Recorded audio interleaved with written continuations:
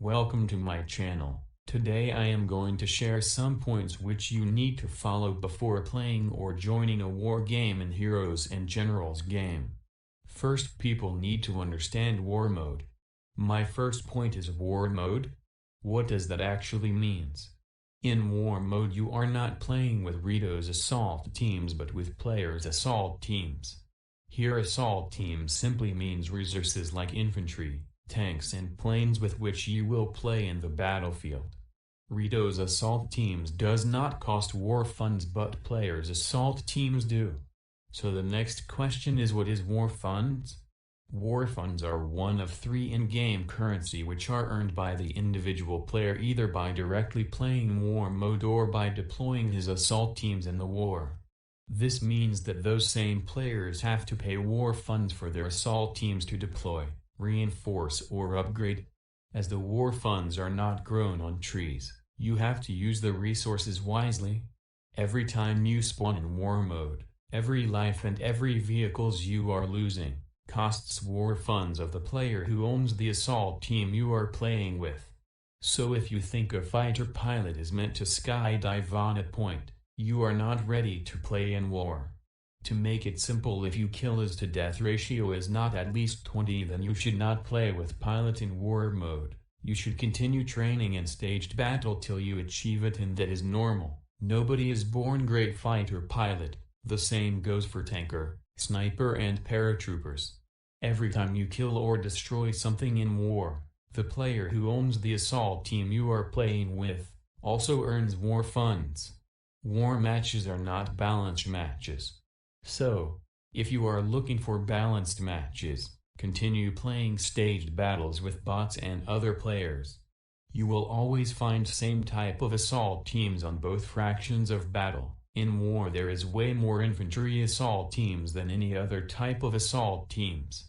This is the reason why you should always own at least one infantry soldier. The second point is APC. The APC or the truck has for purpose to take people to the points, but most importantly it is a mobile spawn point. There are some basic rules of using an APC. Never use the MG of the APC except if in case of immediate threat to the APC or its driver. The answer is simple. If you know where to place your APC, you can basically spawn behind enemy lines. But of course, for the APC to reach that place, you will have to do it smartly and quietly.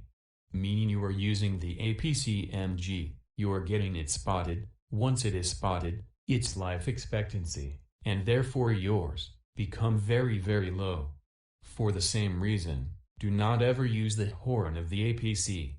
Don't spawn APCs relentlessly. If you see there is a lot of enemies with bazookas, PTRD or tanks, stop spawning them. Same, if you see a veteran player in your battle telling you to stop, when in doubt ask him why he is telling you that. Always have a health box on your APC. Don't spawn an APC in war more if you have, at least, an ammo box on it. This last point goes also for the tanks, jeeps, Kubelwagen, Recon vehicles. Never unlock a friendly APC. Once an APC is unlocked, your team players are not able to spawn on it anymore. Nevertheless, if you see an enemy APC, and you have nothing to destroy it, you're welcome to unlock it. If you spawn an APC, make sure you have yourself, or one of your friends, equipped one soldier with a wrench to repair it. Same goes for pilots and tankers. The third point is planes, tanks and paratroopers. You will maybe find surprising to get into a game and not being able to play with your tanker, or any and other type of soldier. This is mainly because, as I explained it earlier, the planes and tank assault teams cost way more than the basic infantry assault teams. Therefore, the players who own them usually decide to send them when they are themselves or their team in the battle. The outcome of the battle depends on it. And no, it is not always useful to have tanks in a battle to win it. The fourth point is ping in General's map. You will often see players complaining of having a bad ping. To avoid that, and some other issues, you should always enter a battle in war via the General's map. This way, you can choose a battle, according to its ping, and you will also know what type of assault teams there is in the battle before entering it. The first player to enter a war battle take the ping. Also, I will not explain the RTS part here, but there is still one more thing to keep in mind. You can win a city skirmish by fighting for it. The fifth point is vehicles. Remember to equip your vehicles with a Panzerfaust, ammo, health box. Each vehicle spawned, destroyed or not, will take from the resources of your faction and will cost war funds of the assault team owner.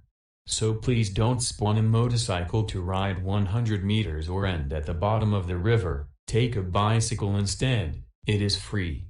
The sixth point is mines. Both friendly and enemy mines will kill you if you walk, drive on it. How to distinguish a friendly mine from an enemy one? Simple, friendly mines always have a red warning sign when you are at close. Enemy mines don't have that warning sign, but you may be able to spot them on the ground. The seventh point is testing your new vehicles. This should be done in staged battles until you are comfortable using it, or you have leveled up your new weapon. So even if you have an infantryman level 12, don't come to war with your tanker level 5 or your other infantryman level 1 without the good ammo and weapons. The eighth point is joining a team. If you enjoy playing in war mode, you should definitely put some thoughts into that. That makes the battles way more interesting when you communicate via TeamSpeak or Discord with half or more of the players in your battle. A team will also give you a lot of little tricks and advise you on the best and quickest ways to level up. All the big teams own assault teams, and usually a lot of them, so they will be the more able to help you with your own when you will reach level 12.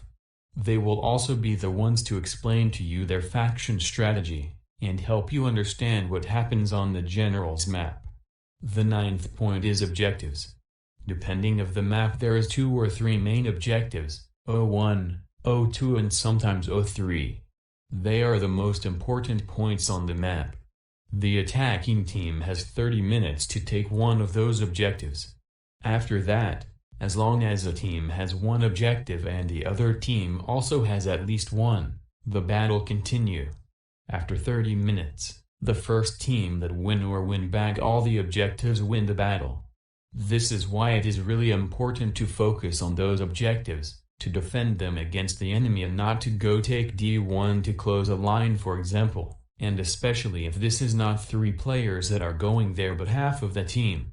You should know the maps by heart. The last 10th point is Recon. Are Recons useful in war? Sure. Is a team with 10 Recons going to win a battle? Recon are great to spot the enemy tanks. Recon vehicles help defend a point from afar. The problem is, many players discover that by playing Recon they will get a good kills to death ratio, win XPs and credits. And by the way, of course you're supposed to have an excellent kills to death ratio when you stay hidden behind a rock or a tree for most of the game. Anyway, this is not why you should play Recon in war. You should play it not only because you are an excellent sniper, but because you are helping your team by warning them upon enemy tanks, infantry arrival on the capture points. So if you see there is already 3 or 4 Recons in your team, then please switch to infantry. You will be way more useful to your team that way, notably helping them to cap objectives and defending them. If you like the things which I have shared with you, please like the video and you can subscribe for more upcoming future tutorials, tips and tricks on heroes and generals by me.